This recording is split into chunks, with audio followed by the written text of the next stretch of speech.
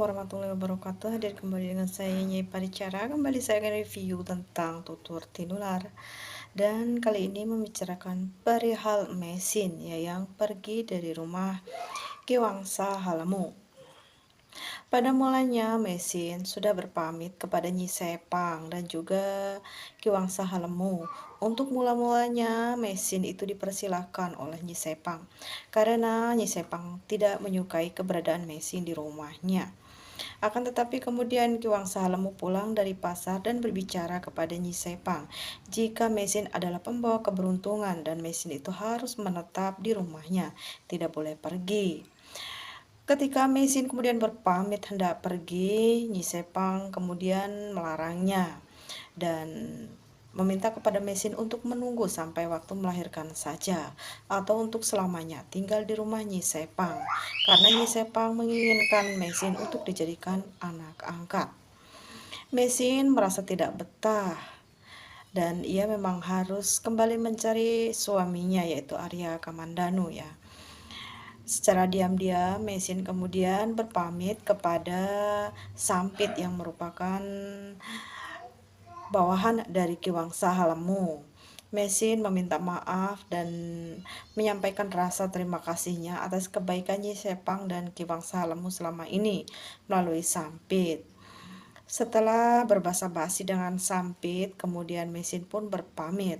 Sampit kemudian menghampiri mesin dan berkata, "Bagaimana jika Sampit itu pura-pura tidak tahu saja kalau mesin pergi dari rumah? Karena jika Sampit berbicara jujur tentunya ia akan dimarahi oleh Ki Wangsa Halemu."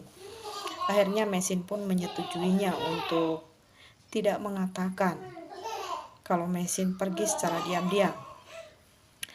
Di lain tempat yaitu di sebuah pasar terdapat sekelompok orang tengah berkumpul dan di sana terdapat pula Jaran Lejong dan Jaran Bangkal. Mereka berdua berkata kepada salah satu preman pasar, mengatakan kalau hanya menjadi jagoan pasar itu dapat apa? Tentunya dapat uangnya pun sedikit. Alangkah baiknya kalau memang ingin mendapatkan uang yang banyak, maka bergabunglah dengan Empu Tong Bajil. Preman pasar merasa mendapatkan ide merasa kalau dia itu memang harus ikut Empu Tong Bajil dan siap menjadi pesuruh dari Empu Tong Bajil. Dikatakan oleh Jaran Bangkal jika harus ikut dengan Empu Tong Bajil tentunya harus memiliki ilmu olah kanuragan, dan untuk preman pasar itu ilmunya tidak terlalu banyak, tapi dia siap meski hanya jadi tangan kanan atau suruhan, maksudnya bukan tangan kanan, karena tangan kanan dari Empu Tong Bajil adalah Jaran Lejong dan Jaran Bangkal. Jaran Lejong siap untuk mempromosikan ya kalau zaman sekarang, atau merekomendasikan preman pasar tersebut kepada Empu Tong Bajil dengan syarat Jaran Lejong diberi seorang wanita cantik ya, dan bagi preman pasar itu dia akan mengusahakan seorang wanita cantik untuk Jaran Bangkal dan Jaran Lejong. Ketika mereka tengah berbincang-bincang, tiba-tiba muncullah mesin di antara mereka. Mesin yang sebelumnya tertangkap di pasar, kini ia kembali ke pasar tersebut dan preman pasar itu menghampiri mesin dan berkata, ternyata rezeki tidak kemana ya. Mesin yang sebelumnya lari dari pasar dan tidak membayar, kini ia kembali lagi. Mesin mengatakan jika sesungguhnya ia telah membayar saat makan waktu itu. Mesin yang terus dihina, ia tidak terima, kemudian memukul preman pasar yang sebelumnya mesin berpura-pura jika ia tidak memiliki ilmu.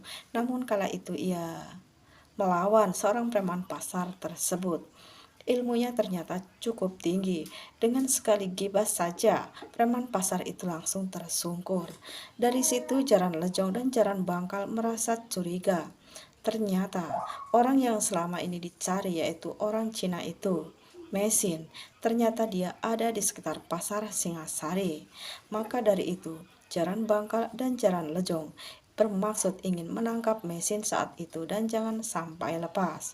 Mesin yang dikeroyok begitu banyak orang berusaha terus melawan dan akhirnya tiba-tiba muncullah seorang nenek tua sakti.